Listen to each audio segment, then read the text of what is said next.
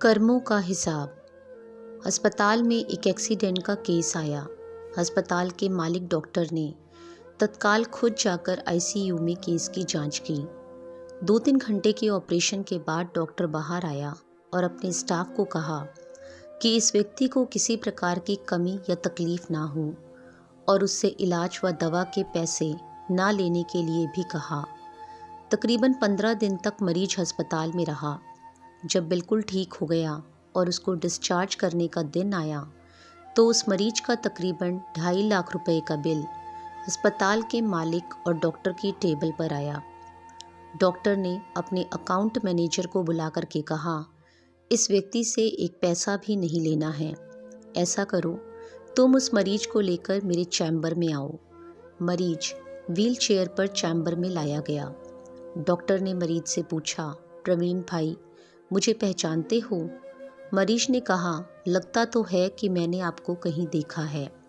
Doctor ने कहा, याद करो, अंदाज़न 2 साल पहले सूर्यास्त के समय शहर से दूर उस जंगल में तुमने एक गाड़ी ठीक की थी।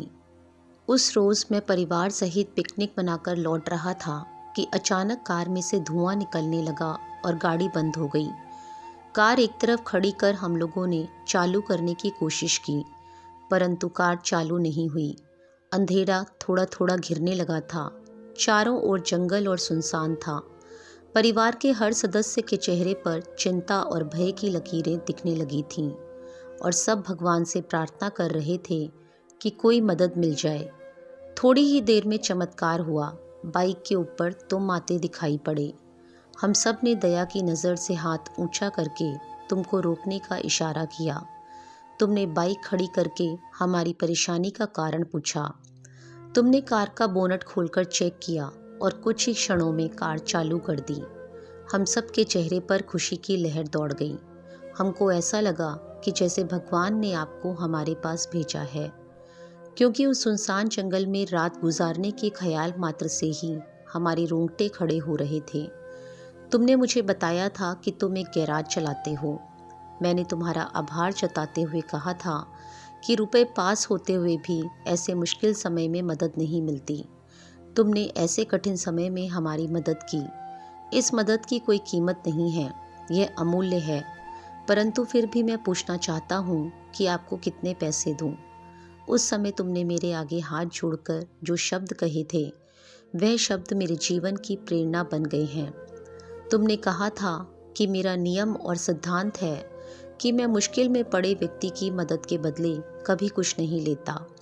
मेरी इस मजदूरी का हिसाब भगवान रखते हैं। उसी दिन मैंने सोचा कि जब एक सामान्य आय का व्यक्ति इस प्रकार के उच्च विचार रख सकता है और उनका संकल्प पूर्वक पालन कर सकता है, तो मैं क्यों नहीं कर सकता।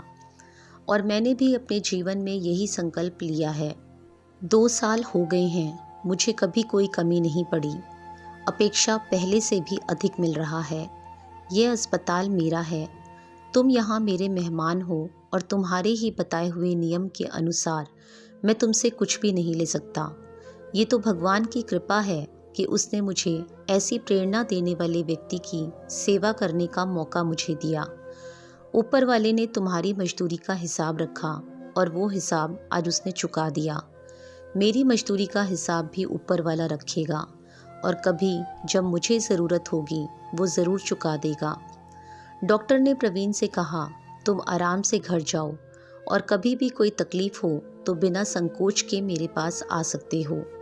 प्रवीण ने जाते हुए चैम्बर में रखी भगवान कृष्ण की तस्वीर के सामने हाथ जोड़कर कहा कि हे प्रभु, आपने आज मेरे कर्म का पूरा हिसाब ब्याज समेत चुका दिया। याद रखें कि एक बार भगवान चाहे माफ़ कर दे, परंतु कर्मों का हिसाब चुकाना ही पड़ता है।